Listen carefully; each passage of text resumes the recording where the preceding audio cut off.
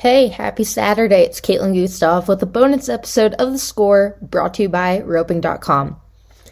Today, we have the one and only Trevor Brazile on this episode with a roping tip, and this tip is all about new rope preparation. Everyone knows that sometimes cracking out a brand new rope can be a little intimidating, but Trevor Brazile explains how to properly stretch and prepare your rope for competition and what he likes in a rope, pulling them out of the twisty ties. So enjoy this episode.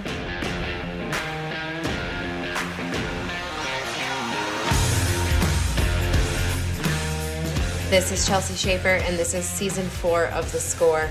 You all have listened to this podcast 750,000 times, and we are here in Season 4 to bring you even more of what you love.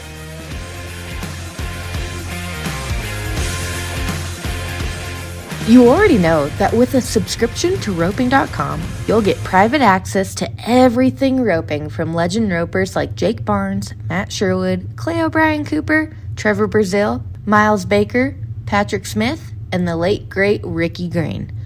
But did you know you'll also gain access to documentary-style horse stories? From Levi Lord's $2,500 NFR horse to the legacy of Jackal to Patrick Smith's Amigo and the up-and-coming colts in Trevor Brazile's barn, you'll get to watch the horsepower underneath some of the greatest ropers. Subscribe to roping.com today and use promo code THESCORE15 for 15% off your membership. That is capital THESCORE15 for 15% off today. Everybody has a different idea of how they prepare their rope for the jackpot. Me personally, I just take them straight out of the twisty ties and run a couple with them at home. But if I show up at a jackpot and want to get that same feel, really probably the most important thing of stretching your rope at a jackpot is finding something that won't tear up your rope, or when you put it on, and make sure it's a smooth round post and not so small that it frays your rope before you ever get started, because it's going to shorten the life of your rope. But some people put it on like this. A lot of heelers put it on like this. It doesn't make that much difference if you're not pulling on it too hard anyway. But I just get back here, and I usually like start and put a little bit of rubber on it real lightly through the process, just to kind of get some of the wax off.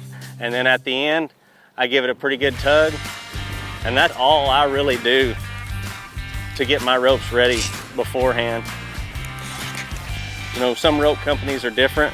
If the rope is turned out like to the outside a lot, they're gonna need more of a stretch. But the ropes I use, I like them right out of the twisty ties from the very first swing. So I just like a rope that's got a run or two with it, if I'm going to put up money, to know that I caught something with it in the past.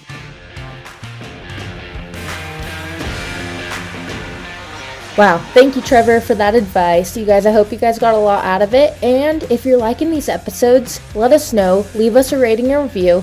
And leave us in that review, you can tell us what you want to hear more of. So please go ahead and do that anywhere you listen to podcasts at. Just scroll on down, leave a rating and review. Talk to you next time.